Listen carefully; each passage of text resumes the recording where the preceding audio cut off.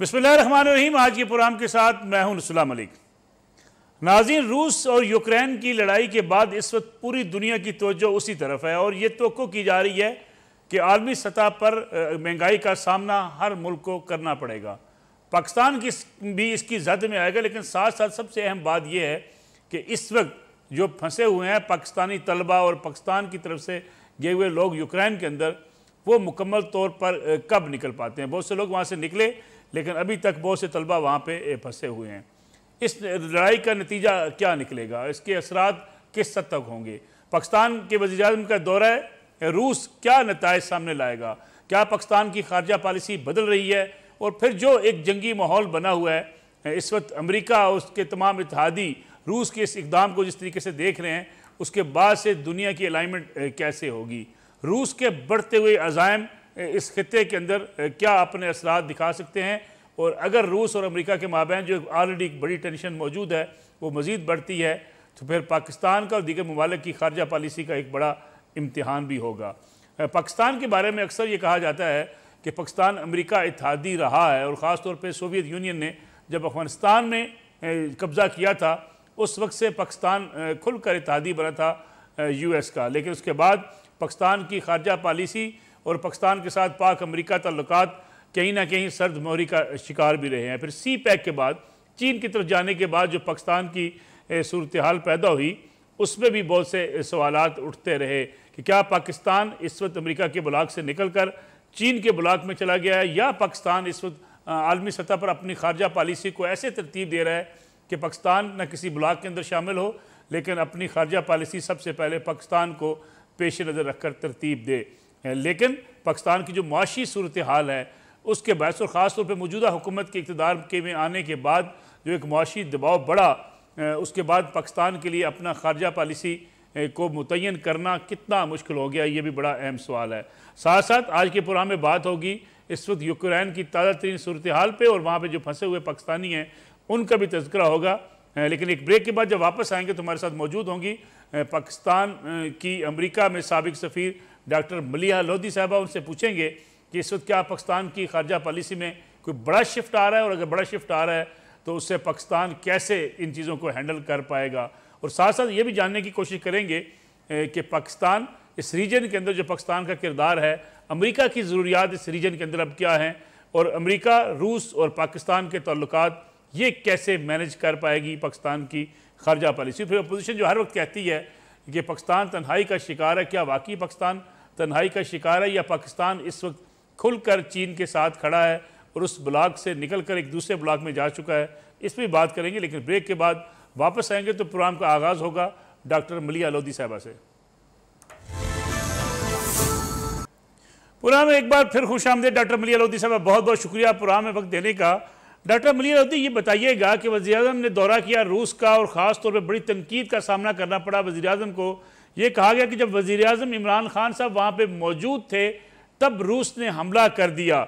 क्या पाकिस्तान को इस दौरे को मुलतवी नहीं करना चाहिए था, क्योंकि एक बहरान पैदा हुआ और पाकिस्तान के वज़ीर-ए-आज़म अगर वहाँ पे मौजूद थे, उसी वक्त अटैक हुआ, क्या तब्दीली की जा सकती थी और इसके क्या असरात होंगे? मैं नहीं समझती कि वज़ीर-ए-आज़म इमरान खान को अपना दौरा मुलतवी करना चाहिए था। यहाँ तो मालूम नहीं था कि उनके पहुँचते ही वहाँ पर क्या रूस एक्शन ले लेगा। तो मैं समझती हूँ कि एक लास्ट मिनट में एक ऐसा दौरा जो इतना अहम था और जिसकी तैयारी शुरू हो चुकी थी, तो उसको मुलतवी करना मैं नहीं समझती थी कि मुनासिब था। और उन्होंने, मेरा ख्याल है, वहाँ पर भी अपने आप को जिस तरह से कंडक्ट किया, और वहाँ पर ऐसी कोई बात नहीं की, बल्कि उन्होंने कोई मीडिया इंटरेक्शन भी इसीलिए नहीं की वहाँ पर ताकि कोई ऐसी अल्फाज ना इस्तेमाल हो जाए या कोई ऐसी बात ना हो जाए जिससे कि ये इम्प्रेशन मिले कि जी पाकिस्तान किसी तरह से रूस की इस एक्शन को एंडोर्स कर रहा है या इसकी हिमायत कर रहा है।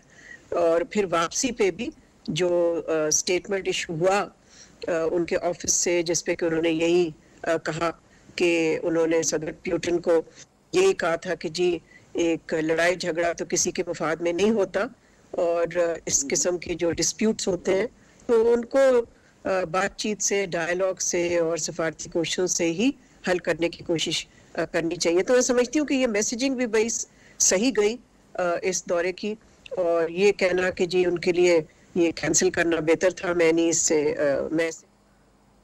ڈاکٹر ملیح، پاکستان کی خارجہ پالیسی میں آپ کا بڑا اہم کردار رہا ہے، آپ نے پاکستان کے لیے سفارتکاری بھی کی ہے۔ جب بھی کبھی پاکستان کی خارجہ پالیسی کے اندر کوئی شفٹ آیا ہے یا ہم نے خارجہ پالیسی از سر نو ترتیب دی ہے، اس کے بعد سے ہم کوئی فائدہ نہیں سمیٹ پاتے، کیا اس روس کے دورے کے دوران ہم سمجھتے ہیں کہ وزیر اعظم نے جو دورہ کیا، ہمارے جو مطلوبہ مقاصد تھے ہم انہیں حاصل کر پائیں گے؟ دیکھیں یہ تو اشور بات ہے، ابھی تو شروع ہوا ہے یہ سلسلہ۔ آپ کو معلوم ہے کہ روس اور پاکستان کے درمیان ماضی میں کتنی تلخیاں رہی ہیں، کتنا مسٹرسٹ رہا ہے، اس لیے کہ ظاہر ہے جب انہوں نے افغانستان پہ قبضہ کیا ہوا تھا، ظاہر ہے پاکستان ایک اور پوزیشن میں تھا، وہ ایک اور پوزیشن میں تھے۔ تو حال میں یعنی کہ ریسنٹ ایئرز میں دونوں ممالک میں یہ ٹرسٹ پیدا ہوا، کانفیڈنس پیدا کرنے کی کوشش کی۔ تو میں سمجھتی ہوں کہ اب اس وقت ان کے دورے سے اس کا ایک مثبت اثر ہوا ہے، ایک پازیٹیو ٹریجیکٹری بنی ہے ہمارے تعلقات روس کے ساتھ، اور یہی ہوتا ہے کہ جی آپ اپنے تعلقات کو معمول پہ لاتے ہیں پہلے، اور اس کے بعد پھر آپ دیکھتے ہیں کہ جی اس سے کیا نتائج نکلتے ہیں جو پاکستان کے مفاد میں ہوں۔ تو میں سمجھتی ہوں ابھی تو ہم اس سٹیج پہ ہیں جہاں کہ ہم نے اپنے تعلقات کو ایک نارمل ٹریک پہ لیا ہے، اور ایک میں سمجھتی ہوں کہ مثبت ٹریک پہ لے آئے۔ ڈاکٹر ملیح، انڈین لابی بڑی مضبوط ہے رشیا کے اندر، کیا آپ سمجھتی ہیں کہ انڈین لابی مضبوط ہوتے ہوئے بھی پاکستان کے جو تعلقات ہیں روس کے ساتھ بڑھتے ہوئے تعلقات، اس کو بھارت برداشت کر پائے گا؟ دیکھیں جی یہ تو پھر آپ ہندوستان سے پوچھیں کہ وہ برداشت کرے گا یا نہیں۔ جہاں تک پاکستان کا تعلق ہے اور روس کا تعلق ہے، ظاہر ہے دونوں اس ریلیشن شپ کو اہمیت دیتے ہیں، اور ہم نے یہ بھی دیکھا ہے کہ ابھی ریسنٹ ایئرز میں جو پہلے ہوتا تھا روس اور ہندوستان کے تعلقات میں، جو آپ کہہ سکتے ہیں جو ہم آہنگی تھی، وہ ابھی بھی ہے، لیکن ایک زمانے میں یہ ہوتا تھا کہ روس وہی کرتا تھا ایک طرح سے جو کہ بھارت اس سے کہتا تھا۔ اب ہم نے دیکھا ہے کہ روس زیادہ ایک طرح سے نیوٹرل ہو رہا ہے، ہوا نہیں ہے لیکن ہو رہا ہے انڈیا پاکستان کے معاملوں میں۔ میں خود جب نیو یارک میں تھی، پاکستان کی نمائندگی کر رہی تھی، تو آپ کو یاد ہوگا کہ 2019 میں جب بھارت نے لیگل ایکشن لیا تھا آزاد مقبوضہ جموں اینڈ کشمیر میں، تو اس وقت جب ہم نے کوشش کر کے یو این سیکورٹی کاؤنسل کی میٹنگ ایک جب کی، تو ہم نے دیکھا کہ روس کا جو رویہ تھا وہ ماضی سے بہت ہی مختلف تھا، اور انہوں نے ہماری حمایت کی، اس میٹنگ کی حمایت کی اور اس کو ہونے دیا۔ اگر وہ پرانا ہوتا ریلیشن شپ تو اس میں شاید وہ یعنی کہ بلاک کرتے اس میٹنگ، انہوں نے نہیں کیا۔ تو یہ تو ایک میں آپ کو اگزامپل دے رہی ہوں، مگر اور بھی اگزامپلز ہیں جو کہ ہم نے دیکھا ہے کہ روس بھی چاہ رہا ہے، اور وہ بھی دیکھ رہا ہے نا کہ بھارت نے اپنے تعلقات جو امریکہ کے ساتھ بنائے ہیں، وہ تو ایک ستون بنا ہے امریکہ کی جو نئی انڈو پیسیفک پالیسی کا، تو اس پہ بھی یعنی کہ میں روس کے بہاف پہ تو نہیں بول سکتی، مگر آئی ایم شیور کہ روس کو بھی اس کچھ نہ کچھ تو خدشات ہیں۔ لیکن اگر ہم پاکستان اور امریکہ کے تعلقات کی بات کریں تو کیا روس کے قریب جانے سے پاک امریکہ تعلقات متاثر ہو سکتے ہیں؟ دیکھیں جی اس وقت تو امریکہ کا فوکس کوئی اور ہے نا، ابھی تو ان کا فوکس ہے روس پہ، اور جو سینکشنز وہ امپوز کر رہے ہیں روس کی، یہ جو فوجی کارروائی جب انہوں نے شروع کی ہے اور انویڈ کیا یوکرین کو، تو میں نہیں سمجھتی کہ اس وقت ان کو اتنا وقت ہوگا کہ وہ پاکستان کے بارے میں اتنا سوچیں۔ تو میں نہیں سمجھتی کہ ہمیں جس طرح وزیر اعظم کہتے ہیں ہمیں کوئی گھبرانا نہیں چاہیے اس پہ۔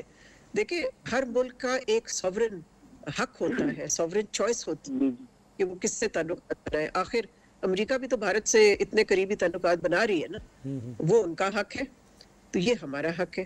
تو میں نہیں سمجھتی کہ اس سے پاکستان اور امریکہ کے تعلقات جو ہیں بڑے سیٹ بیک ہوگا ان کو۔ لیکن بعض لوگ سمجھتے ہیں کہ ہم اس وقت امریکی بلاک سے نکل کے رشین بلاک کی طرف جا رہے ہیں، کیا ہم کسی بلاک سے نکل کے کسی دوسرے بلاک میں واقعی جا رہے ہیں؟ مشکلات روس اور یوکرین کے لیے بڑھیں گی، لیکن اس وقت جو اس کا اثر یورپ میں ہو رہا ہے، ظاہر ہے آپ دیکھ ہی رہے ہیں کہ وہاں پر خانہ جنگی جاری ہے، اور یورپ بہت ہی ڈی سٹیبلائز ہو رہا ہے اس سے، امریکہ کی طرف سے جو سینکشنز ابھی امپوز ہوئے ہیں، میں نہیں سمجھتی کہ اس سے صدر پیوٹن اپنے جو ان کا پلان ہے اس سے وہ ہٹیں گے. انہوں نے بلکہ پوری تیاری کی ہوئی ہے کہ اگر سینکشنز لگتے بھی ہیں، جو لگ بھی چکے ہیں، تو انہوں نے اپنی معیشت کو ڈیفینڈ پروٹیکٹ کرنے کے لیے میجرز لیے ہوئے ہیں. مثال کے طور پہ انہوں نے اپنے کیش ریزروز جو ہیں وہ بلڈ اپ کیے ہوئے ہیں، اور بھی انہوں نے اسٹیپس لیے ہیں جس سے اکانومی کو پروٹیکٹ کر رہے ہیں. لیکن ظاہر ہے اس کا امپیکٹ جو ہے وہ گلوبل اکانومی پہ بہت ہی منفی ہوگا. آپ نے دیکھا ہوگا کہ تیل کی جو قیمت ہے اس وقت وہ $100 پر بیرل سے بھی آگے چلی گئی ہے. تو اس کے دیکھیں نا، وہ تو اثرات اس کے ہوں گے انفلیشن پہ، جو کہ ہم پاکستان میں بھی تو ظاہر ہے، آپ کو پتہ ہی ہے کہ لوگ اس وقت انفلیشن پہ کتنے ورڈ ہیں، اور اس سے کاسٹ آف لیونگ کتنی اوپر جا رہی ہے. اسی طرح مغرب میں بھی. اگر ہم روس اور یوکرین کی اس لڑائی کی بات کریں تو یہ بڑھتا ہوا بحران جو خاص طور سے ریجن کے اندر ہے، اس وقت ساری دنیا کی نگاہیں پہلے افغانستان کی طرف تھیں. افغانستان میں ایک انسانی المیہ جنم لے سکتا ہے، وہاں کی اکانومی کی صورتحال پہ، وہاں پہ جو خاص طور پہ اگر منی ٹرانسفر کے حوالے سے وہاں پابندیاں جو صورتحال ہے، اس کی موجودگی میں کیا اب ساری توجہ افغانستان سے ہٹ نہیں جائے گی اور افغانستان کی صورتحال متاثر ہونے سے پاکستان متاثر نہیں ہوگا؟ آپ درست فرما رہے ہیں. میرا خیال ہے اس وقت جو مغرب کم از کم کا جو فوکس ہے وہ تو شفٹ ہو گیا ہے یوکرین کی جو خانہ جنگی اس وقت ہو رہی ہے اس پہ، اور کافی عرصے تک میں سمجھتی ہوں کہ ان کا فوکس وہیں رہے گا. تو ضرورت پھر اس بات کی ہے کہ افغانستان کو خود بھی سفارتی سطح پہ اپنے آپ کو ویزیبل کرنا چاہیے، اور لوگوں کو اور دنیا کو یاد دلانا چاہیے کہ ان کو کس مصیبت کا سامنا ہے اس وقت، اور ان کو کتنی انٹرنیشنل اسسٹنس کی ضرورت ہے.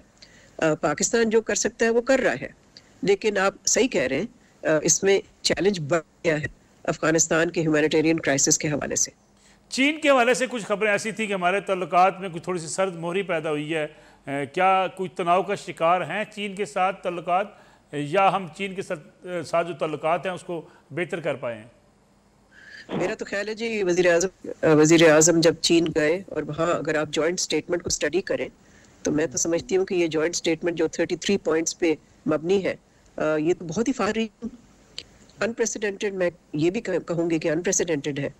تو اس سے تو یہ ظاہر نہیں ہوتا کہ کوئی تعلقات میں کمزوری کے امپریشن تو یہی ہے کہ تعلقات اور سٹرینتھن ہوئے ہیں اور مضبوط ہوئے ہیں، اس لیے کہ اس جوائنٹ سٹیٹمنٹ میں یعنی کہ ہر شعبے پہ اس میں اس کا تذکرہ ہے. ڈیفینس، ایجوکیشن، اکانومی، سی پیک. دیکھیں کہ یہ جو تعلقات ہمارے چین کے ساتھ ہیں وہ بہت ہی وسیع پیمانے پہ اب ہم کنڈکٹ کر رہے ہیں. اس ریلیشن شپ میں کوئی کمزوری آئی؟ سی پیک کی اگر بات کی جائے تو کچھ اس قسم کی خبریں بھی یا اس قسم کا پروپیگنڈا بھی سننے کو ملتا ہے کہ سی پیک پر ہم گو سلو کی پالیسی پہ عمل درآمد ہو چکے ہیں. کیا سی پیک پہ جو کام ہونا تھا اسی سپیڈ سے ہو رہا ہے جیسے ہونا چاہیے تھا؟ میں سمجھتی ہوں یہ پروپیگنڈا ہے. کچھ عناصر ہیں، کچھ لابیز ہیں جو پروپیگنڈا کرتے ہیں. میں نہیں سمجھتی اس میں کوئی حقیقت ہے. سی پیک میں کوئی گو سلو نہیں ہوا. سفارتکاروں سے بات کریں یا آپ پاکستان کے آفیشل سے بات کریں تو کوئی بھی اس بات کو تسلیم نہیں کرے گا، اور صحیح ہے کہ اس میں کوئی سلو ڈاؤن ہوا ہے. وہ بالکل آن ٹریک ہے، بلکہ ہم سی پیک کے دوسرے فیز میں داخل ہو چکے ہیں جو کہ ایک انڈسٹریل فیز ہے. تو یہ تو پروپیگنڈا ہے، اور ظاہر ہے آپ کو پتہ ہی ہے کہ کون سی لابیز ہیں جن کے مفاد میں ہے کہ اس کے بارے میں ڈاؤٹس کریٹ کریں ہمارے لوگوں کے ذہن میں، مگر وہ کبھی کامیاب نہ ہوئے ہیں ماضی میں، نہ مستقبل میں ہوں گے. بہت بہت شکریہ. ڈاکٹر ملیحہ لودھی ہمارے ساتھ موجود تھی. ڈاکٹر ملیحہ لودھی کے ساتھ جیسے کہ بات چیت ہو رہی تھی پاکستان امریکہ تعلقات کی اور پاکستان روس تعلقات اور پاکستان کی جو خارجہ پالیسی ہے اس میں اگر کوئی تبدیلی آ رہی ہے، اور خاص طور پہ پاکستان کے چین کے ساتھ تعلقات، جیسے کہ انہوں نے کہا کہ سی پیک پر جو بھی پروپیگنڈا کیا جا رہا ہے کہ وہاں پہ گو سلو ہے، گو سلو نہیں بلکہ ہم دوسرے مرحلے پر سی پیک میں داخل ہو چکے ہیں. ایک بریک کا وقت ہوا ہے. ناظرین، بریک سے جب واپس آئیں گے بات کریں گے یوکرین میں پھنسے ہوئے پاکستانی طالب علموں کی، اور ان سے پوچھیں گے کہ وہاں پہ اس وقت حالات کیا ہیں، وہاں سے نکلنے کے لیے پاکستانی سفارت خانے کے کردار کیا ہیں، اور پاکستان کی حکومت سے وہ کس قسم کی مدد کی اپیل کر رہے ہیں. پروگرام ایک بار پھر خوش آمدید آپ کو لیے چلتے ہیں یوکرین کے اس جگہ پہ جہاں عمیر کرنی ایک پاکستانی طالب علم ہیں، اس وقت ایک بینکر کے اندر موجود ہیں. اپنی جان بچا کے وہاں پہ چھپے ہوئے ہیں، اب ان کو پاکستان لانے کے لیے بھی اقدامات کیے جانے چاہیے، کیونکہ جو بھی پاکستانی وہاں پہ پھنسا ہوا ہے اس کو واپس لانا حکومت پاکستان کی اور آپ کی، ہم سب کی ذمہ داری ہے۔ عمیر کرنی بہت بہت شکریہ، اللہ کرے آپ خیریت سے رہیں۔ اس وقت آپ ذرا اپنی لوکیشن بتائیں گے کہ آپ اس وقت کہاں پہ ہیں اور کیا صورتحال ہے وہاں پہ جہاں پہ آپ اس وقت موجود ہیں؟ کیا وہاں پہ رشین فوج کا قبضہ ہو چکا ہے؟ ٹھیک ہے، ہم آپ سے جو ہے نا یوکرین سومی اوبلاست سے بات کر رہے ہیں۔ ابھی بھی اٹیک ہوا ہے، ہم ابھی بھی بیس میں موجود ہیں۔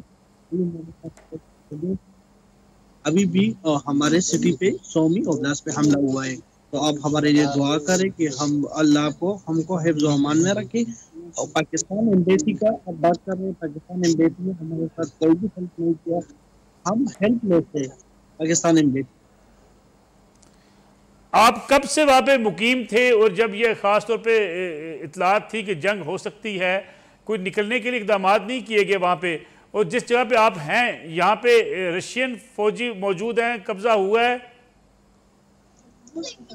نہیں، ہمارے اسٹوڈنٹ کے لیے کچھ بھی اقدامات نہیں کیے۔ وہ لوگ بول رہے کہ آپ بائی بس، بائی ٹرین، کسی بھی چیز سے جو ہے نا آپ لویو یا ترنوپل آ جائے، تو ہمارے ساتھ کوئی اس طرح کا کوئی ٹرانسپورٹ کے لیے ریڈی نہیں ہوتا، کوئی بھی مطلب جو بھی ہوتا ہے تو وہ بھی عمیر غالباً آپ کی آواز مجھے بالکل سمجھ نہیں آ رہی، ہم کوشش کرتے ہیں آپ سے دوبارہ رابطہ ہو تاکہ آپ کی آواز ہم سن پائیں۔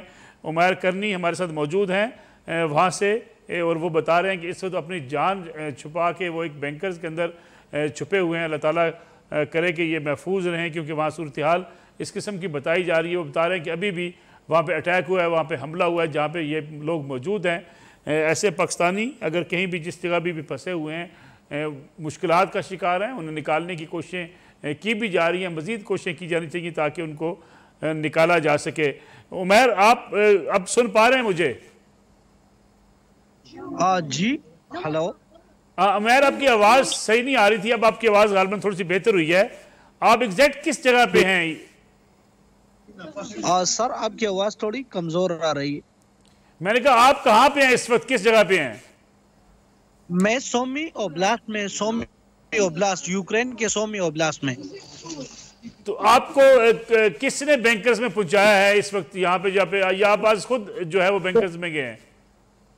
ابھی یہ پرائیویٹ کوئی بینکر ہے، ہم اس میں ابھی چھپے ہوئے ہیں۔ ابھی جو ہے نا باہر بمباری ہو رہی ہے، اٹیک ہوا ہے، رشیا کا اٹیک ہوا ہے، اس نے آدھا سٹی قبضے میں لیا ہے۔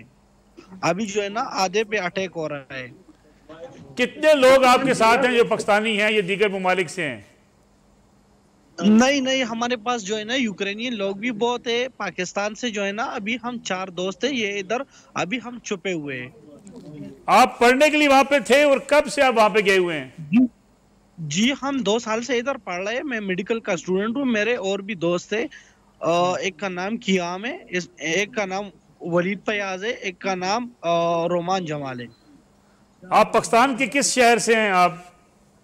پاکستان کے ہم پشاور کے سوابی سے تعلق رکھتے ہیں۔ کوئی ہماری سفارت خانے نے رابطہ کیا تھا آپ لوگوں سے، یا آپ نے ان سے رابطہ کیا ہو کہ آپ وہاں سے نکل پائیں؟ سر ہم نے بہت سے لوگوں سے رابطہ کیا ہے، لیکن کوئی بھی ہیلپ نہیں کرتا ہے۔ وہ کہتے ہیں کہ آپ لوگ آ جائے ادھر، تو ہم کس طرح آ جائے؟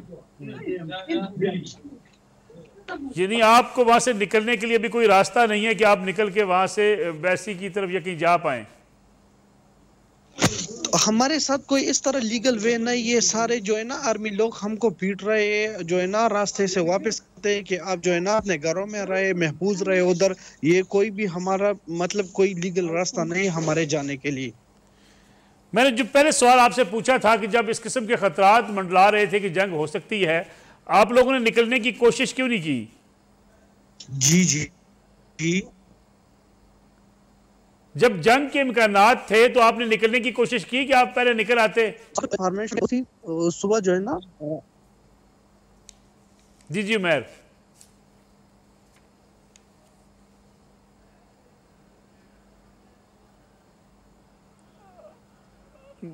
نعمان عالم صاحب بھی ہمارے ساتھ موجود ہیں۔ نعمان عالم صاحب، آپ کو آواز آ رہی ہے؟ جی نعمان صاحب، یہ بتائیے گا کہ اس وقت صورتحال کیا ہے اس علاقے میں جہاں پھنسے ہوئے ہیں؟ جی، تازہ ترین صورتحال تو یہ ہے کہ کل رات کو 1 بجے کیو کی کارپیٹ بامبنگ جو ہے وہ شروع ہوئی تھی، اور جس وقت یہ کارپیٹ بامبنگ ہو رہی تھی میں کیو سے تقریباً 25 کلومیٹر ساؤتھ میں موجود تھا ایک چھوٹے سے اسٹیشن پہ، اور آسمان میں جو ہے بالکل یہ شعلے بھی بلند ہو رہے تھے اور ہلکی ہلکی آوازیں بھی آ رہی تھیں۔ کیو کے علاوہ خارکو میں بہت زیادہ بامبنگ ہوئی ہے، کل رات کو بھی، آج صبح بھی، اور ابھی تک بامبنگ ہو رہی ہے۔ اس کے علاوہ ساؤتھ میں اگر ہم دیکھیں تو خرسون شہر جو ہے اس میں بھی، جس کو کہتے ہیں کہ بہت ہی زیادہ اس کے اوپر راکٹوں سے حملے کیے جا رہے ہیں۔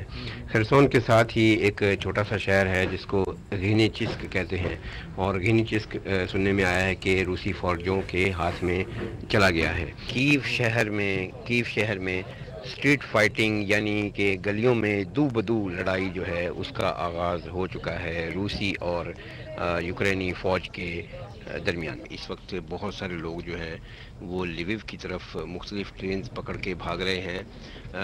بہت سارے جو ہائی ویز ہیں وہ ان کو بوم کیا جا چکا ہے، اور کافی سارے لوگ پھنسے ہوئے ہیں۔ کافی سارے جو پل ہیں سننے میں آیا ہے کہ وہ ٹوٹے ہیں، لیکن یہ کنفرم نہیں ہے، اور لوگوں کی ایک بہت بڑی تعداد جو ہے وہ بھاگ رہی ہے لووو اور اوش گورد سلواکیہ کے بارڈر کے پاس۔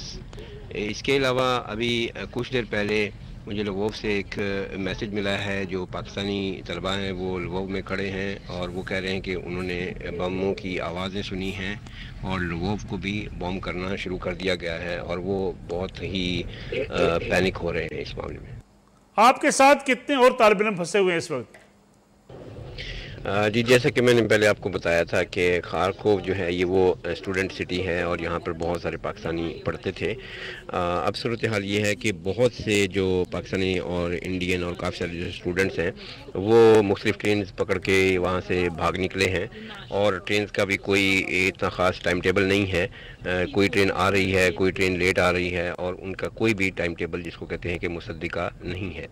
اور بہت سے جو پاکستانی اور جو دوسرے اسٹوڈنٹس ہیں وہ کچھ کیو میں پہنچ چکے ہیں، کچھ لووو میں پہنچ چکے ہیں، اور کچھ لووو سے آگے نکل کے پولینڈ کے بارڈر پہ پہنچ چکے ہیں۔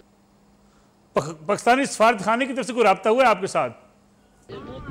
پاکستان ایمبیسی کے بارے میں آپ کو بتاتا چلوں، پاکستان ایمبیسی اس وقت ترنوپل شہر سے فنکشنل ہے فلی، اور وہ مکمل طور پر سروس دے رہے ہیں۔ انہوں نے اپنے نمبر بھی شو کروائے ہوئے ہیں ہر جگہ پر، لیکن جو دیکھنے میں آیا ہے وہ یہ ہے کہ پاکستانی اسٹوڈنٹس جو ہیں وہ شاید بددل ہوئے ہیں پاکستان ایمبیسی کے سابقہ رویے سے 2 دن پہلے، 1 دن پہلے سے، اور وہ کافی سارے جو اسٹوڈنٹس ہیں اب وہ انہوں نے خود ہی اپنی مذاق کے تحت مختلف شہروں سے بھاگنا اور بارڈر کی طرف پہنچنا شروع آج خود کر دیا۔ لوگ نکل پائیں گے وہاں پہ؟ کوشش کریں تو لوگ نکل سکتے ہیں؟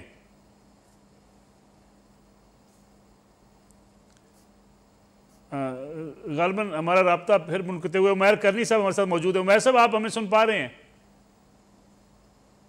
جی ہم آپ کو سن پا رہے ہیں۔ عمیر صاحب، اللہ تعالیٰ آپ کو خیریت سے رکھے۔ آج خود آپ کے نکلنے کے کچھ چانسز ہیں کہ آپ لوگ نکل سکیں؟ یا ادھر سے کوئی بھی نکلنے کا کوئی بھی چانس نہیں ہے، کیونکہ اس سومی کے ارد گرد سارے آرمی جمع ہوئے، وہ کسی کو نکلنے نہیں دیتے۔ اس میں زیادہ تر بارڈر پہ رشین آرمی ہے۔ آپ کے اوپر کوئی تشدد تو نہیں کیا کوئی تشدد ہمارے اوپر نہیں ہو رہا، لیکن ہمارے ساتھ جو ہے نا اسکیراف واٹر، یہ جو ہے نا کوئی پانی، خوراک، یہ آج جو ہے نا آج کا خوراک سارا کچھ ختم ہوا ہے، ہمارے پاس کل کے لیے کچھ بھی نہیں ہے۔ تو جو یوکرین کی فورسز ہیں، یہ ان کی وہاں کی جو انتظامیہ، شہر کی انتظامیہ، وہ کوئی ایسا فیسیلیٹیٹ کرنے کی کوشش کر رہے ہیں کہ یا کہ ساری جگہ پہ اس وقت رشین فوج کا قبضہ ہوا ہے؟ نہیں، آدھے حصے پر رشین کی فورس کی قبضہ ہوا ہے، اور جو ہے نا باقی اس میں یوکرینین لوگ ہیں، لیکن وہ سارے اتنے ٹینشن میں کہ کوئی کچھ بھی نہیں کر سکتا انتظامیہ۔